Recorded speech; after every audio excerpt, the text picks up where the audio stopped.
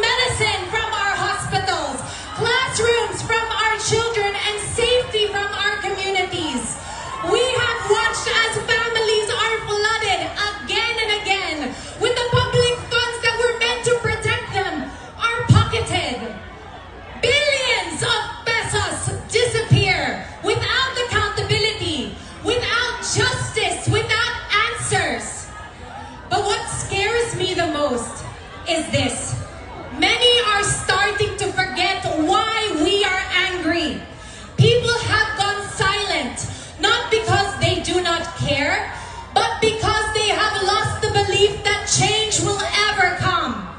And while our nation grows exhausted, our leaders remain silent. Sobrang tahimik, nakakabingi. But tayo? Bakit tayo pumapayag? Why do we allow this to happen to us again and again? When are we going to wake up? What more do we need? Ilang baha pa? Ilang scandal pa? Ilang nakanapondo pa? Before we finally say, tama na!